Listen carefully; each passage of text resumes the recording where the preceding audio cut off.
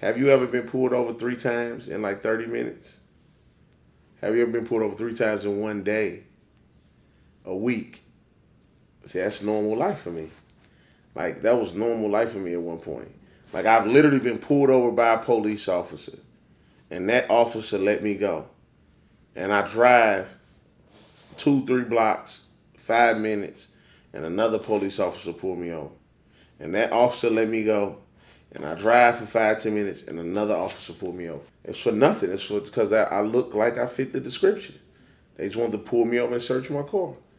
Like, we want to search the car. You let them search the car, and they gone. Like, so that type of stuff, I would say, and that's one of the things I talked about in the class. One of the biggest issues is people don't understand. So you can't understand that point of view. You can't understand, I just had a man last year call me the N word, to my face. Like, hopped out of his car, called me the N word, pointed his finger all, he wasn't that close to me to touch me, pointed his finger at me. So that basic experience is stuff that it's like, yo, I can't make you feel this, but have some empathy for it. I don't want sympathy. I don't want, oh my God, Thi'sl, he's gonna be all right, you poor black man. But at least find a place to say, you know what? Can't relate, but I can only imagine. And I think that would just be big, man. That would be big. And helping people understand each other and see, like, we don't. The reason one of the main reasons we're different is because we think different, we talk, we walk. We're not, but that would be dope for me. I had people hitting me up on Twitter like, "Oh, that's it. I'm done with you, Thi'sl. Unfollow." So I would see you would see people unfollowing me.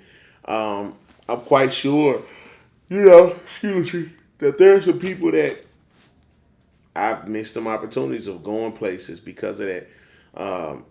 I've had people come to me and be like, "Yo, we were gonna bring you to our church, but when my pastor heard your music, or heard this, or heard you said that, so like we live in like whether we want to admit it or not, CHH, the consumer and the sponsor are predominantly white. So if I say something that ruffles you, if you're one of those type of people that can be ruffled, because most of the people that support us, they don't even think through life their way. But if you one of the people that, what I say can ruffle you, then we're going to have a long day, because I'm going to say some stuff that you probably not going to like, but I'm going to say it because it's the truth. So I think in that aspect, I lost some stuff, but I don't really care. Being honest, I don't care. One of the biggest misconceptions I think that people make is that the media portrays it like black men are committing the most crimes in America.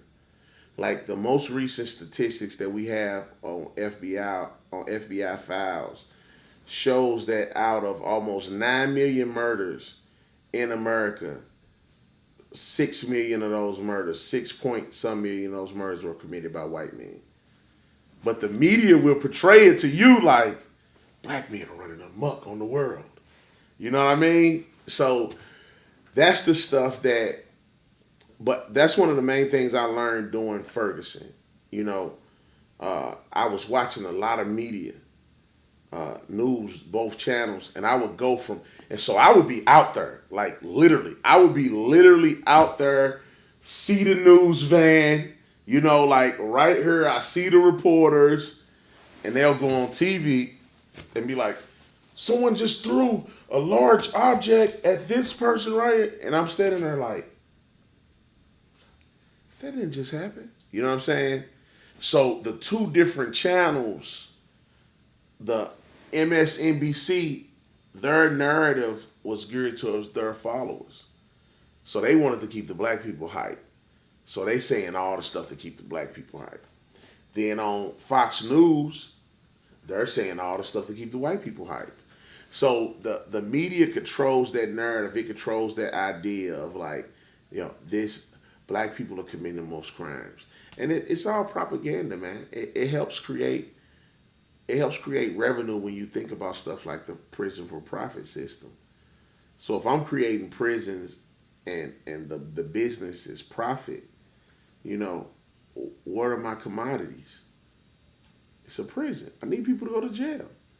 So if I could perpetuate this idea, like, and black men do crime, black neighborhoods are crime ridden, you know.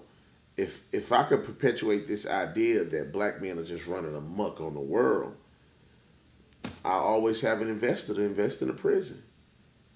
And then once they go into the system, you know, you had a judge that went to jail in Pennsylvania or something for selling black kids to the private prison system.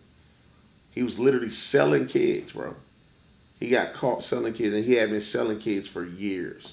Where the jail system was paying him per child to send them so they can make money off them being in jail.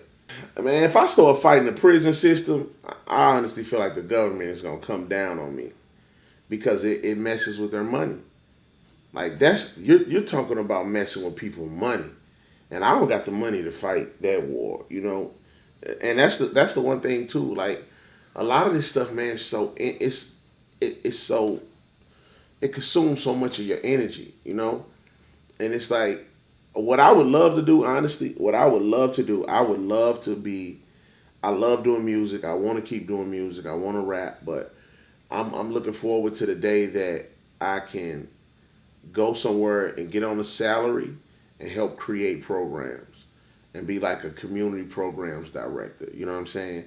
Where I can help create programs where we can fight those kind of things by creating preventative programs. So one of my plans is to create a gang member relocation program, something that I can link up through a church network. You already got the church network, different places, different cities.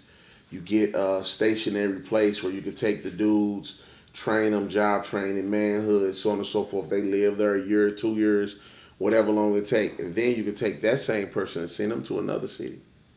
They might have a gang problem in Arizona. I can send this dude I just got from Chicago down there after 2 years.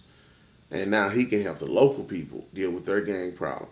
He's been discipled. He loved the Lord. Boom, send him down. You know, so that's one of the things I want to do. Create stuff like that, gang member relocation program. I want to be able to create a system to where Christians can go into the music industry and not give up, you know, their integrity and not give up, you know, everything that they own. And certain artists that normally wouldn't get a push, create a system that'll push that artist. So it's a couple different things that I want to do. You know, the gang relocation program I think will be beneficial because it'll prevent people from going into the jail system. So I want to do stuff like that.